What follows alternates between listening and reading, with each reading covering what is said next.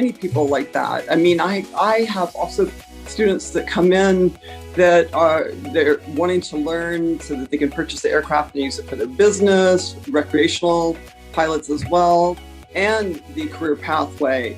And if you're not from that background, that is so valuable to have mentors to talk to help guide you and train you, and so that you know what to expect. It definitely will give you an advantage when you go to that interview with an airline. I said before, I'm a newly discovered third generation pilot or student pilot. My grandfather was Navy. My father flew for a major carrier for about 14 years and was captain. And I actually was not interested in it at all for a very long time. And I wanted to travel, but I always didn't know what I wanted to do. So becoming a pilot kind of found me. I did work for an airline in the customer service sector, and I did get to see a lot of the training aspects and meet a lot of pilots, and it all kind of clicked for me. I was already in my late 20s, and I met a female pilot and flight instructor.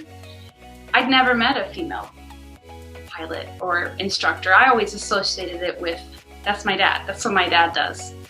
Ew, kind of, you know. So I went up in the E190, and I saw that this is something I could totally do. I already was very interested in, I like to drive Audis, and I like to drive rally cars, and I like to drive, and machines are always very interesting to me.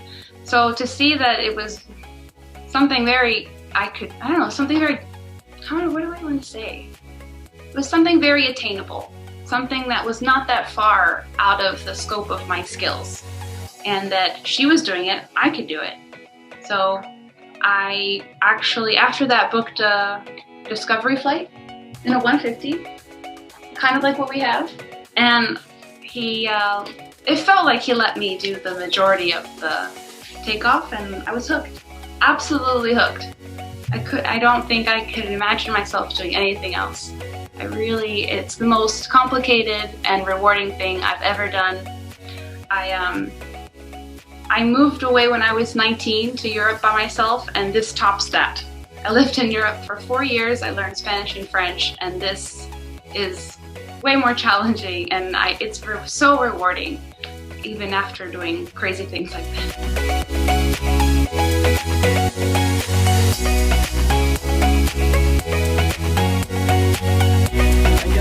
I've had students, actually, I help them select an aircraft, which is really a lot of fun, because it is, the career pathway is amazing, but the general aviation is different because it's more of a personal freedom. And there's something so awesome about getting in your own plane, taking off, getting on top of the white puffy clouds, and just by yourself. It is borderline spiritual. It's amazing. I love it. If I don't fly for over a week, I just don't feel like myself. I miss it.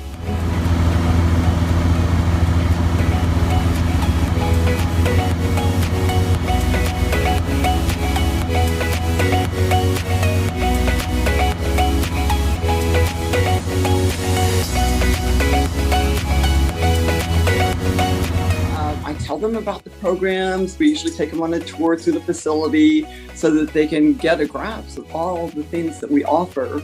And then I usually recommend an introductory flight lesson, which is interactive. It is an actual flight lesson. The student will get to partake in the pre-flight inspection, and then we go on a flight, and once we get out of the airport vicinity, it's hands-on. They're in the pilot seat, and I'm instructing them. Usually, they just go nuts after that. They enjoy that so much. That tells them, yeah, I want to do this. I want to make this investment. So that's usually how we start out.